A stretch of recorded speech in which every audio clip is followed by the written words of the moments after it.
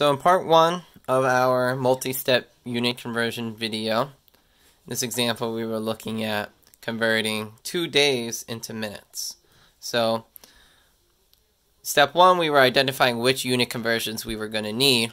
So notice I said conversions because not one single conversion is going to get us from days to minutes. So we had to find one conversion that took us from days to hours, and then a second one that took us from hours to minutes.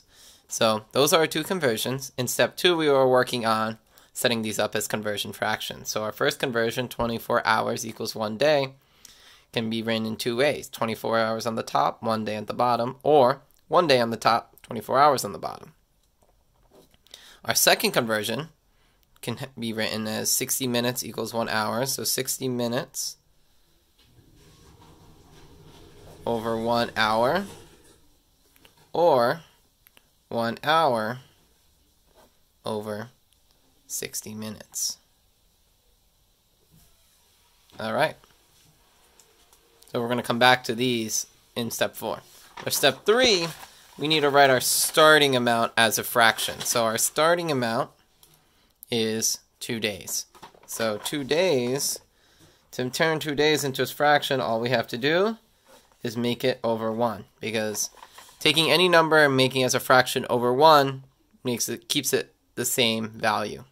Okay? So that's going to be our starting. And then step 4, we got to figure out which conversion fractions we need. So we're starting with days.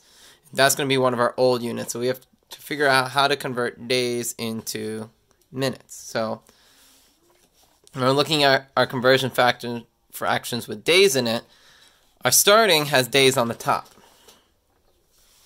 So to get rid of days, we need to have our fraction with days on the bottom. So that's going to be this one here. I'm going to circle that one. And then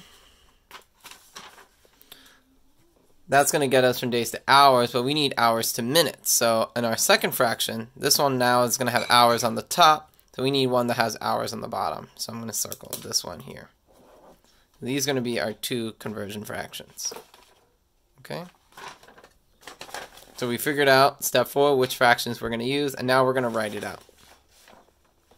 So we start off with our starting amount, 2 days over 1 times our first unit conversion fraction, which is going to be this one here, 24 hours in 1 day.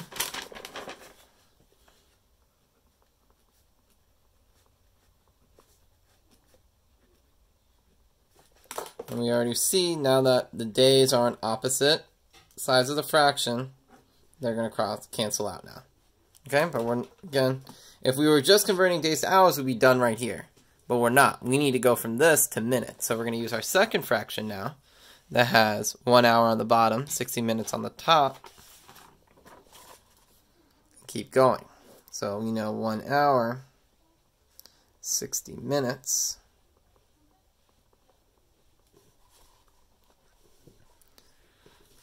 And now we can cross out our hours. The same way we did with the days, because they're on opposite sides. So we can see what we have left. The only unit left over is minutes, which is what we want. So now we just do the fraction multiplication. Go across the top and go across the bottom. So we got to do 2 times 24 times 60 for the top. I'm going to do that on my calculator.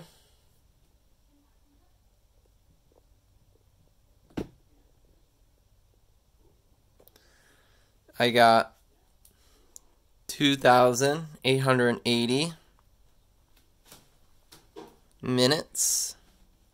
And then across the bottom, we're just doing 1 times 1 times 1, which we know is just 1. Alright, so our final answer, 2,880 divided by 1, we know dividing any number by 1 just gets that number back. So the final answer is 2,880 minutes. Alright, that's the entire process. Use this second example to answer the guided questions and help you answer the exit ticket question at the end.